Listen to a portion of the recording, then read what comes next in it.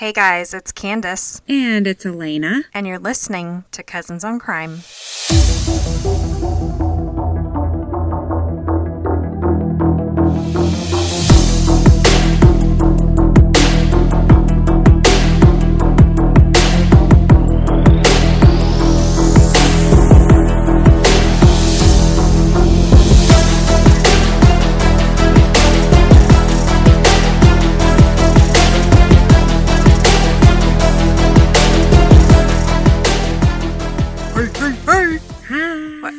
What is that from? I don't know what that's from. Oh, well, to me it sounded like Yogi Bear. What's the other one? Yogi and Boo Boo.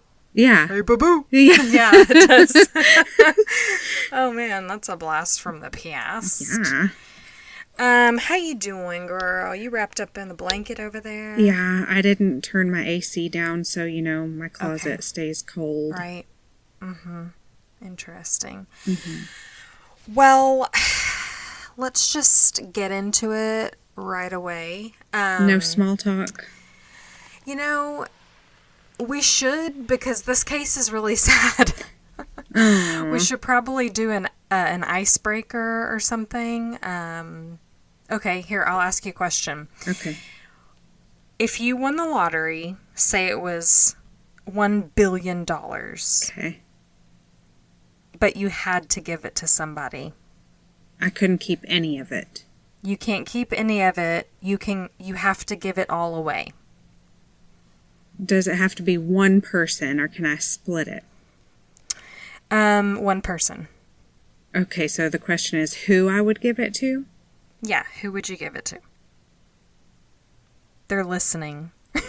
I cannot make that decision. I have to think about it for about 3 days, and then I'll... Okay. Maybe right. I'll tell you next week. Okay. Think about it. Have a think. Because it's totally real. Yeah. And then let me know. Oh, man. Okay, well, the ice has been broken. Mm-hmm. Okay, so I have a case tonight that is very sad. It's a missing persons case. And as you know, I don't want to say I hate covering these cases because, of course, we're here to do our thing, and raise awareness. Right. But of course, you need your curiosity satisfied. And I know our listeners are the same way, but it really is all about the victims. Yeah, you've got to bring awareness. Exactly. Mm-hmm. So we're doing our part today to raise awareness and get this girl's name out there, get her story out there, and hopefully this family can find some closure. So I actually came across this case a few weeks ago when I was working on a different case. And I could not get it out of my mind. The more I worked on this other case, the more I was I could not stop thinking about Sydney. So, Sydney Caitlin West was born July 11th, 2001, to her loving parents Jay and Kimberly West in Walnut Creek, California. The family moved to Pleasanton, California when she was young, and she went on to attend Foothill High School, where she was the co-captain of the varsity volleyball team. Oh, my kind of girl. So, I know, exactly. But she wasn't just talented on the court, Lena. She wrote, recorded, and performed her own music. Wow. And her music is out there, so if you want to look it up, it's just Sydney West music, if you want to look it up. Okay. I listened to a lot of it, and I had chills. She has such a beautiful, breathy quality to her voice that you could just imagine would be on the Billboard charts. You could just imagine her having a very amazing music career, which was not exactly necessarily what she wanted to do. She was multi-talented. Because she didn't just excel at sports and writing music and having a beautiful voice, she also drew and painted. Oh, wow. She would do drawings for like coworkers or friends, family, and she was really good at that too. I mean, her dad said that she was always expressing herself in one way or another. She just was one of those people that could do absolutely anything. Yeah, some people just get all the talent, I guess. Some people just got it, you know? Yeah. So her family moved to Chapel Hill, North Carolina in 2017 while she was still in high school. And that sucked, you know? She left her team that she was so engrossed in. Yeah. She left her school, her friends behind, and the life that she had established in the place that she called home for her whole life was now in the rearview mirror. Yeah. On the other side of the United States.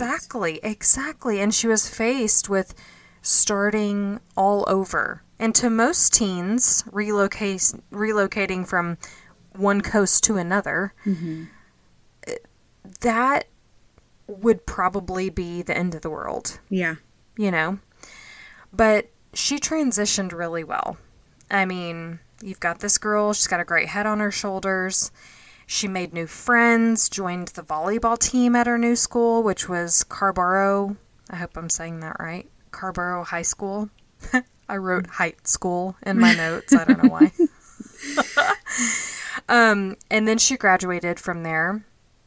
And in 2020, Sydney headed back to her home state to attend college at UC Berkeley. So she wasn't just all of that. She was also all that plus a bag of chips. Okay. She was a smarty pants, got into UC Berkeley, and she was a go-getter. So she got there in the summer to take summer classes before the fall semester got into full swing. I mean, look at this girl. Yeah. But do you remember 2020 at all? Yes. Toilet paper pivotal point shortages. for, Taking your clothes off in the garage when you get back from the grocery store. Yeah, worldwide pandemic. So all of Sydney's classes were being conducted virtually, and online learning is not for everyone. So did she stay in California at that point? No, she did. Yes, she stayed in California. But it was becoming too difficult for her to excel in completing her classes because she had recently, that summer, suffered a concussion. Oh. And it was still really affecting her. In fact, her doctor said she wasn't to be having a lot of screen time. And so taking those online classes was really messing with her recovery. I mean, she wasn't finding it easy at all. So, you know, after talking to her family, she made the tough decision to defer her classes until the next fall. Like, give herself a good year to recover, you know. Figure out the pandemic. Exactly. She was gonna do some open mic nights, just enjoy her recovery. Just take it easy. Yeah. You know. But the other implications of the pandemic seem to also be getting to her as well. Being stuck in her dorm, being far from her family. You know, she was feeling really isolated. And she wasn't just like a drive from her family. We're talking separate coast. But she stayed in Cali, like you asked. She ended up staying with family friends, actually, in the San Francisco Bay Area after she left Berkeley. And that's like about a 40-minute drive from the UC Berkeley campus. Oh, okay. So it seems like her plan, like I said, was just to recover there, take it easy, and then that way she would be close and she could just transition back without the moving process being such a task before school started. And she'd be close enough if, you know, maybe she could take a class here or there. I don't know exactly her plans were, but she wanted to stay in California. I mean, that's where she grew up. I don't blame her for wanting to be there. She'd go on walks and she'd go jogging. She'd frequent the Golden Gate Bridge and take pictures of the beautiful scenery. That's a bridge I've always wanted to see in person, because that bridge freaks me out. Doesn't it? Yeah. I mean, it's it has just a lot of floating nostalgia. there. It does, but there's a lot of well, you have Full House, of course. Yeah. But there's like a really long section of the bridge that's just floating in space to me. Yeah, that's weird. Like the middle of it. Mm-hmm. It's so long. I'm like, how are you doing that? When we used to cross the Mississippi Bridge going to Mississippi, I would like close my nose, like hold my nose closed it just in case we fell You in. would. I remember that. That's so funny. And now I live in Charleston, where there are only bridges, I feel like. So anyways, back to Sydney's story. Yeah, sorry. Sydney spoke to her dad September 29th of 2020.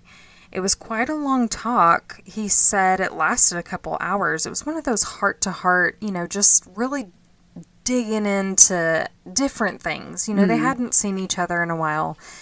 And it just got out of hand, I guess. They were just talking forever. And it was also one of, he like expected to hear from her the following day, because it was one of those phone calls that was like, well, this was great. Let's do it again sometime.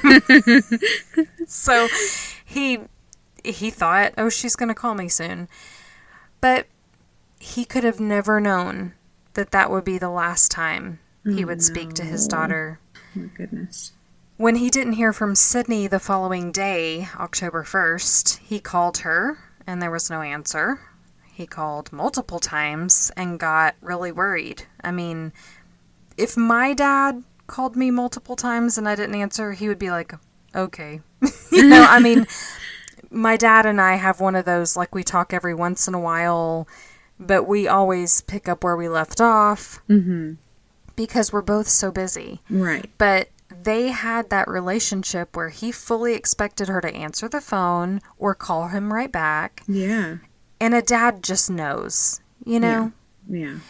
So he immediately contacted the Orange County Police Department in their hometown of North Carolina. And he contacted the police department in San Francisco to report her missing. Yeah. Let's just get it all out there. Lena, 2 states, 2 jurisdictions.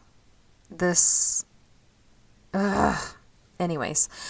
So they found through trying to figure out her last movements that she had used a rideshare service to get to Crissy Field, where she liked to work out. She liked, to get there and walk around.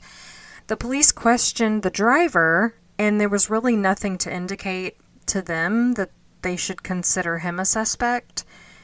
And I'll get into more why. They said he or she, they didn't specify, but they said that this person was very cooperative and they felt there was nothing to that. According to people.com, her backpack was found near or on the Golden Gate Bridge. I've heard conflicting reports about the exact location, about where the backpack was found. And to me, this stuff really matters, like the location and the manner in which it was found, because that might have a lot to do or tell us what might have happened. Like, was it placed gently against the railing, or like to suggest that she set it down for a second? Right. Or was it haphazardly tossed? Were things, jostled? Like, give me the deets so I can solve the case. Yeah. October 2nd, the very next day, the San Francisco Police Department gave a press release? No, they gave a press release asking the public for help in locating Sydney. They said she was, quote, considered at risk due to depression, end quote. And the SFPD has since said that there was no suspected foul play, and they don't have any information to release right now, nor have they released any information since then. So not everybody that goes missing is depressed. Let me just throw that out there. I'm not sure what conversation the family had with the police department that led them to make such a bold statement. Mm-hmm. To me, if they told the police that she had depression or was experiencing depression, I feel like that is just an element of her. Right. I don't think that they should have jumped on that and released that to the public. I think that's kind of inappropriate. Especially since they're giving no other information. Right. Why are they choosing that information to give to the public? Yeah, well, I don't know. Because people can just go off of that and say, oh, then she must have done something to herself. Exactly. And then they're not worried about somebody lurking, Exactly, yeah. Well, the family decided to hire a PI, which I would too, when the police department seems to be washing their hands of your daughter's case. His name is Scott Dudek. I believe that's how it's pronounced. And he told Fox News Digital that there's CCTV footage of Sydney walking towards the Golden Gate Bridge. And it's eerie because she just disappears into the fog. She enters the bridge, walks into the dense fog, and she is gone. What in the world? Now, this video has not been released to the public. I haven't seen it. He's only described it, and I've seen it described in multiple locations, but it is not released. They said due to security reasons. I'm not sure what those reasons are. Respectfully, I feel like that video could really help. Yeah. I think that if someone saw their own self on that video and said, oh, I was there that day, I saw her, I remember this. I feel like that video could really help. So I'm not sure why, what's on that video that's so important we have to withhold it. But because there was heavy fog that day, you can see her entering the fog, but you can't see her after that because the other cameras, the other camera angles, were obstructed by the fog. And so did she have her backpack or her bag on? Is that described? So it is. She was last seen on that day, September 30th, 2020, about 6:45 p.m. She was wearing dark leggings and a teal hoodie, Vans sneakers that had a tropical blue, tropical pattern on them. Her hair was in a bun on the top of her head, and the reports say that she may have had a black backpack on her as she was walking on the Golden Gate Bridge. I don't know because I haven't seen the video, so they don't further explain why they say she may have. Maybe it was unclear from the video. I don't know if the teal hoodie she was wearing was dark or light, so I don't know why they say she may have. Okay. Maybe she had it in her hand or something, but I'll get more into the backpack. Okay. So there has been no activity on her social media accounts, no transactions in any of her bank accounts or credit cards since the day she was last seen. No activity on her cell phone, and her cell phone has never been found. Interesting. I really wish there was a way to ping a phone after it had died. You know what I mean? Well, just by giving the phone number or something. Or, we can ping phones, but once it's dead, you can't ping its location. Oh, once it's dead, right. But why?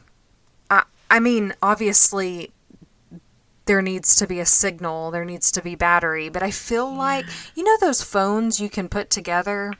Are they iPhones or are they Androids? You can put them together and you can give someone some of your charge on your iPhone. battery. Isn't that an Is iPhone? it iPhone? I don't know. I am not tech I don't know. savvy, I've guys. never done it. I have an iPhone, but I've never done that. So, in wireless charging, like, how is that? That feels like magic to me.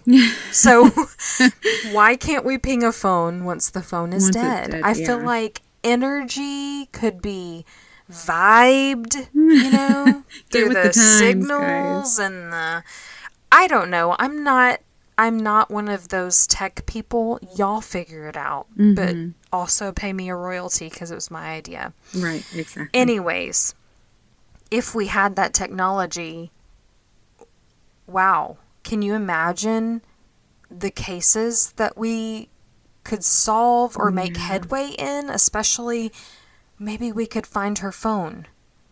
Yeah. Was it tossed over the bridge? Was it taken with her somewhere? I don't know. She left all of her stuff at the house she was living in. She didn't take her laptop. She didn't take her toiletries. Well, because she was supposedly going to exercise, right? Yeah.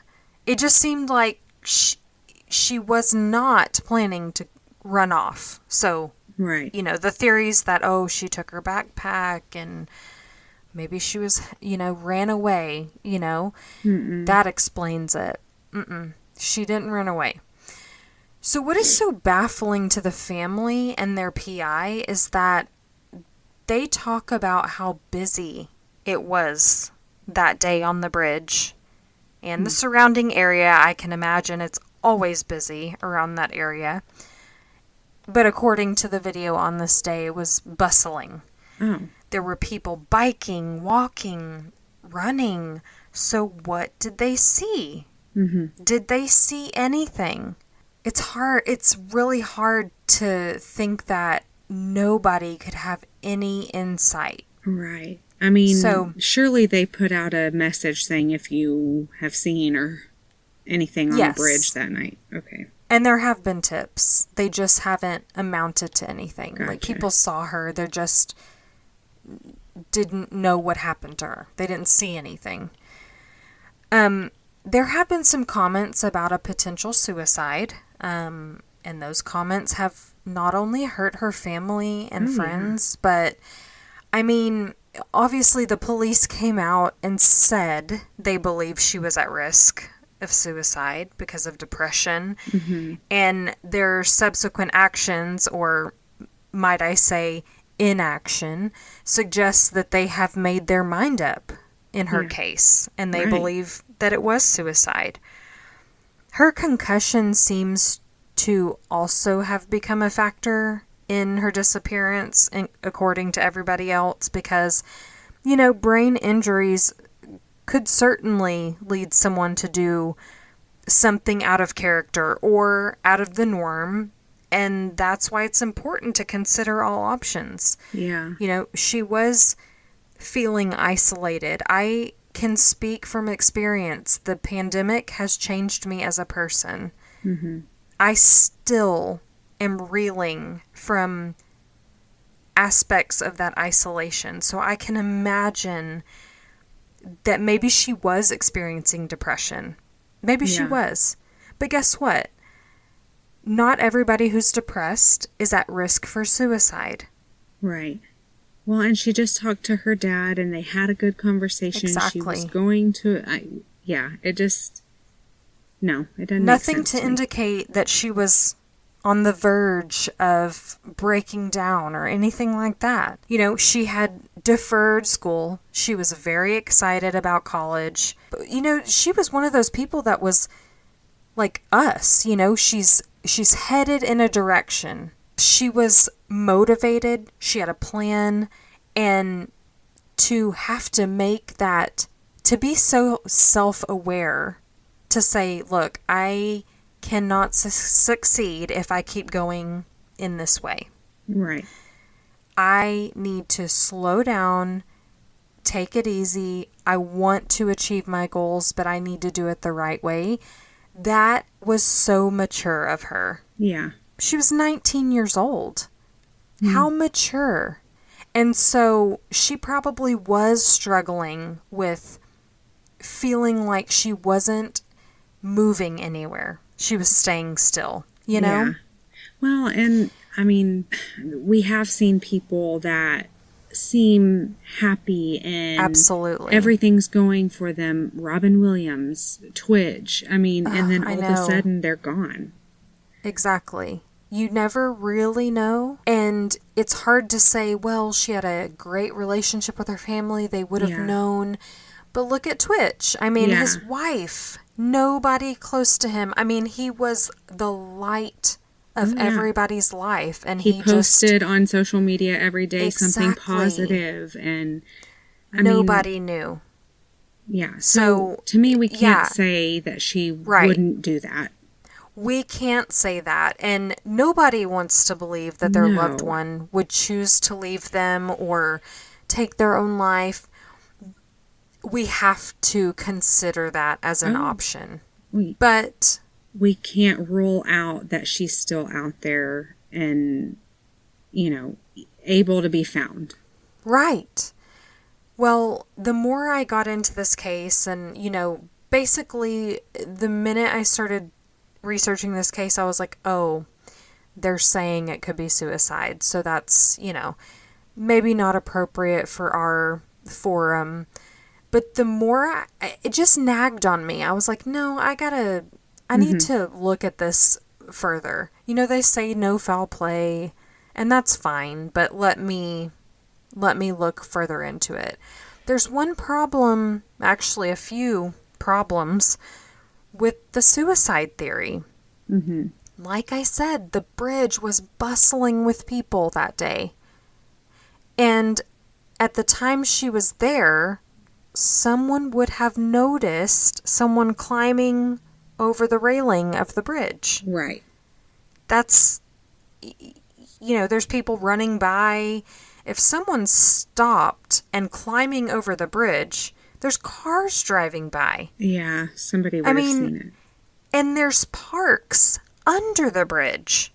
Someone would have seen a large object falling off of the bridge. That's not, and splash, Yeah. That's not something that I don't feel like would go unnoticed. How could nobody have seen someone jumping off the bridge? Yeah. That's, I almost can't even get there in my mind. Now, there's a path, like a sidewalk on either side of the bridge for pedestrians to walk the entire length of the bridge. There's a railing on each side, so one on the traffic side and one on the water side. However, those railings are not very tall. They're not dangerously low, but if you wanted to, you could just simply climb over them. That's crazy. That is so crazy to me. In fact, a man by the name of Kevin Hines jumped from the bridge and survived. What? And when he was interviewed and asked, why did you choose the bridge as the place where you wanted to take your own life? He said, because it was easy to climb over the railing. It was 4 foot, like 4-foot railing. He's like, I just backed up to the railing on the traffic side and I just ran and launched myself over the side and I jumped. Oh my goodness. Yeah. Luckily, he's never attempted suicide since then. He got help and he's doing great. Awesome. But according to the LA Times, as of last year, 2022, there have been over 1,800 people that have died at the Golden Gate Bridge. Family members of the loved ones who have taken their own life pushed and pushed and pushed for a suicide deterrent for many years. Many years. So finally, in 2018, a project began to attach a net extending 20 feet out right under the ledge of the bridge to deter people from jumping. This safety net is draped over stainless steel beams, and it's about 20 feet below the sidewalk on either side of the bridge. and it would span nearly 2 miles of roadway. Oh, okay. So even if you thought you could jump past the net, yeah. they've made it such that you could not unless you were Usain Bolt. I don't know, is that his name? That is very interesting. Yeah, Okay. unless you were an absolute genie. Naysayers might pop up, and I know some naysayers are listening right now. Oh, yeah. Well, if someone wants to kill themselves, they'll just go somewhere else and do it. And maybe that's true. But according to a study conducted with 500 people who attempted to jump from the bridge but were stopped, 90% of them said they never attempted suicide again after receiving help. So that's massive. Yeah. You know, if we could stop that action, regardless of where it would or could or should take place, if we could put a deterrent there, you can see here, 500 lives have been saved. There's also a plaque at the entrance of the bridge with suicide crisis hotline information, which it just shows you how much of a problem it has been. So sad. And I mentioned this project began in 2018, and according to the Golden Gate Bridge Highway and Transportation District, it was projected to be completed by the end of this year. I have not seen any information as to has it been completed or if it's still projected to be completed by the end of this year. And I don't know the progress. Mm-hmm. So considering this information, and I couldn't find details as to what areas of the bridge had been done by the year 2020, specifically at the time Sydney disappeared, or because where her I bag wish was found, right. I wish we could know that, because was there already a safety net under that portion of the bridge? Mm-hmm.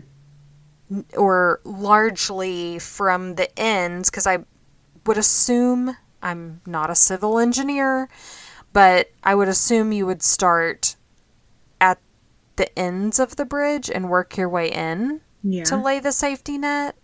But maybe they started in the middle and worked their way out. I don't know. Maybe the tallest, or the tallest drop from the bridge. I don't know.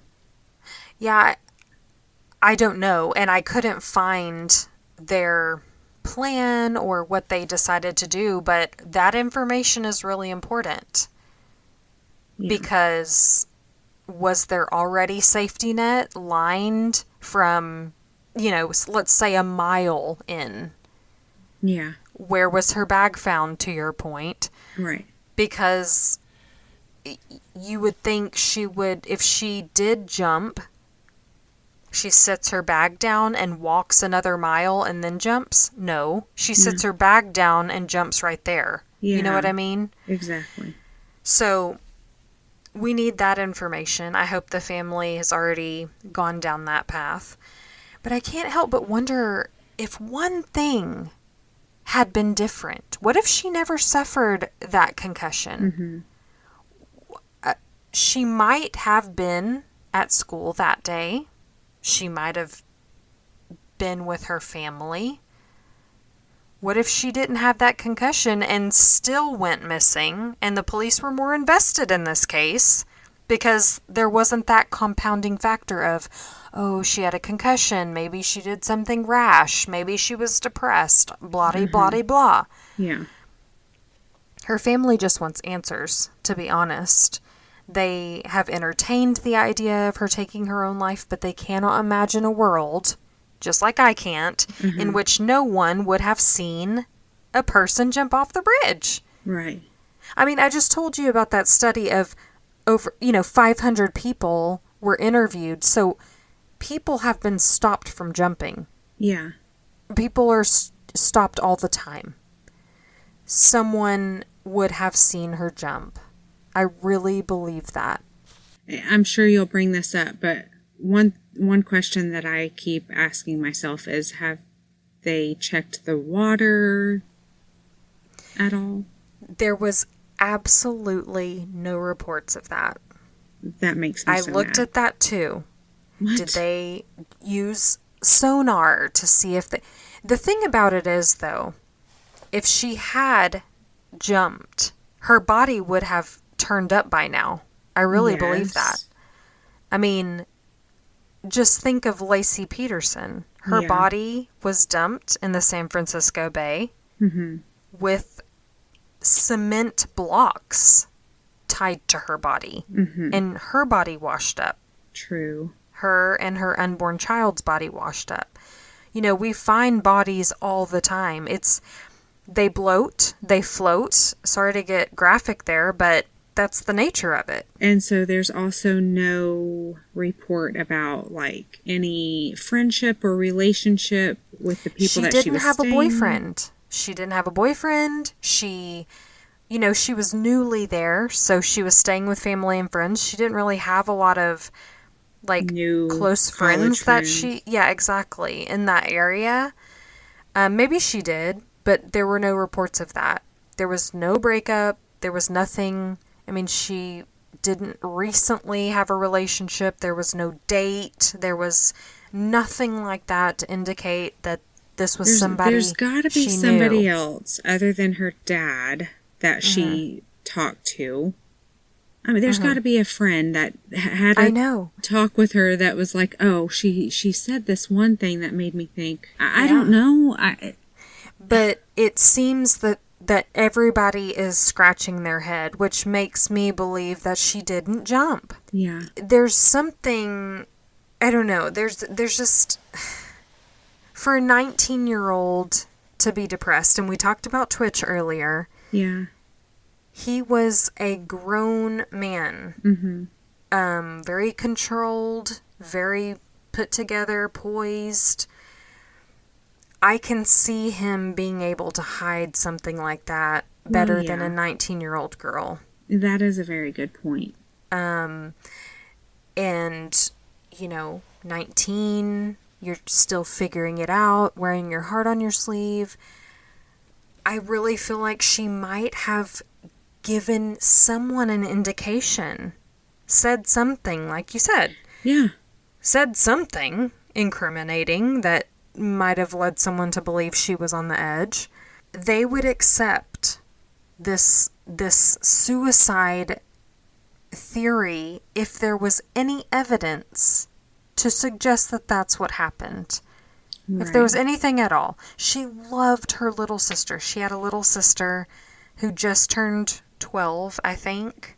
So she had a little sister that she adored. She had family, friends. They say she was looking forward to the future.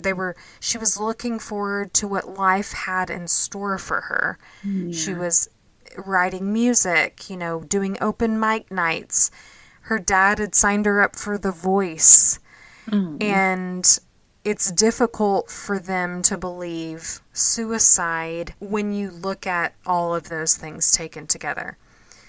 Now, over the years, like I said, there have been tips, hundreds of tips, but nothing has amounted to anything. I wish I knew what kind of tips they were to share with you, like sightings or, were they just, oh, I saw her, or, oh, yeah, I think I saw her, or she's in the background of my picture, or what have you. But there's no information about that. We cannot say, well, gosh, she could be anywhere, and lay her head on the pillow at night and forget all about her. That's not good enough. Yeah. If you visited the Golden Gate Bridge in 2020, or someone who did, ask them, what day were you there again? Were you there in September? And tell them about Sydney West. Right. Tell them or send them to our episode. They can learn more about her. Sometimes we don't even realize what we saw until we're triggered by something and we remember something. Like you drive by, you see a guy with a red hat, and suddenly you remember 2 years ago, or the guy with the red hat. I saw a car stop next to a person. Right. And I mentioned the Uber driver. I don't know if it's Uber or Lyft, but I mentioned the rideshare guy. They really believe she got out of that car because she's seen on that CCTV footage. Yeah. She takes her backpack. It's on or near or around the bridge. Yes, he could still be involved. I mean, I would say that's still a possibility. Just because she got out of the car doesn't mean he didn't go back went and parked and followed her or something. Or did they keep watching the video, like maybe even hours later, to see if maybe she came back from that direction? Like, she didn't. She disappeared into the fog, never to be seen again. But like, how do they know? Did they keep watching the video to see if maybe she came back hours later? Like, I guess. I mean, I guess, because there is so little information, especially from police. Now, the family has a website. It's findsydneywest.com, and it's actually where I got the bulk of my information for this episode. And that's why I'm saying there's not a whole lot of information, because the police don't seem to be, really thoroughly investigating here. Now, they have photos of her at multiple different ages. There's a picture of her family. She looks a lot like her parents. And she's absolutely drop dead gorgeous. Yeah. Oh my gosh. And she's one of those people that she's not just pretty, but it's what she's like exuding out. It's like her aura, her whole aura is pretty. She just got it going on. She has it going on. So you can go there. They even have a printable flyer you can print out and post around town. If you want to help this family and you don't know what you can do, and you're like, well, I don't know anybody. I literally know nobody who could have ever visited that bridge. Just print some of these out and maybe go stick them up at your, donut shop or the coffee shop or whatever. You never know who might see it.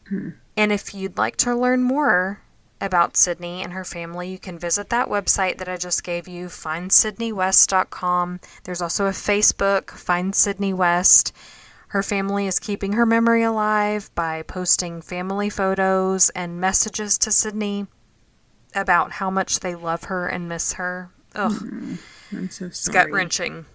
Now, let me give you a description of Sydney. Sydney West is a Caucasian female. We're posting pictures of her on our Instagram and Facebook pages. But she's Caucasian female. She was 19 at the time of her disappearance. She's 5'10" tall. And tall. Weighs about 130. Yeah, so she's tall and skinny. She has blonde hair, blue eyes.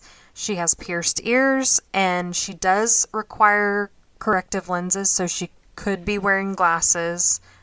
There is a $25,000 reward for any information leading to her whereabouts. So anyone with information about Sydney is asked to contact the private investigator, Scott Dudek, at 925-705-8328 or Dudek.associates at gmail.com. I'll link that in the show notes as well. And judging by the lack of involvement in the case, I believe contacting the police might be a waste of time, but here's their number anyway. Please try at least. The San Francisco Police Department tip line is 415-575-4444. And by all means, contact the police. I do think that's important. But please also contact their PI, because if one of my loved ones was missing and the police weren't really doing what they should be doing, and I hired a PI, I would want him to have every single bit of information. Yeah, absolutely. Big or small. Yeah, I'm sorry they are going through this, and I will say prayers for them. Yes. And everybody looking for her. Thank you, Candace, for bringing it to light and bringing awareness because it's so important that we know the details so that we can look ourselves. I know. I just wish I could fly to San Francisco right now and go to the Golden Gate Bridge and that would be so amazing to be able to have the resources to do that. Maybe one day you imagine? our That's podcast what you could do with your winnings from the lottery. You could give it to somebody you trust, and then they could make a bank account for you to investigate all these cases. Oh, to be rich. Yeah. Can you imagine? I would fly there right now. Well, we've come to the end of our episode, Lena. And instead of leaving people with our usual outro, I want to leave you with something very, very special. Sydney's family has graciously given us permission to use some of her music in our episode. So I want to leave you with this song, I'll Never Love Again, covered by Sydney West. So this is a song that I've been working on by Lady Gaga. It's called I'll Never Love Again, and it's from A Star Is Born. My dad actually signed me up for The Voice, like the TV show. So this is what I've chosen, and I think, it could be a really cool experience. So I wanted to share this because I kind of felt like it was really good representation, of my musical process. And like I said, it's pretty raw, but I just kind of wanted to, give some more insight into that. So here we go.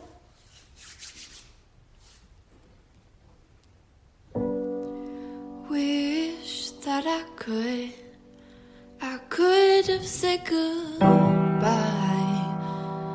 I would have said what I wanted to, maybe even cry for you.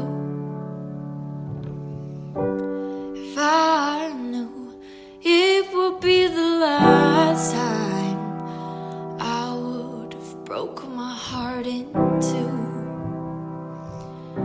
trying to save a part of you. Don't wanna feel another touch, don't wanna start another fire, don't wanna know another kiss, no other name falling off my lips, don't wanna give my heart away to another stranger. I'll let another day begin, won't even let the sun hide it. No, I'll never love again, I'll never love again. Ooh,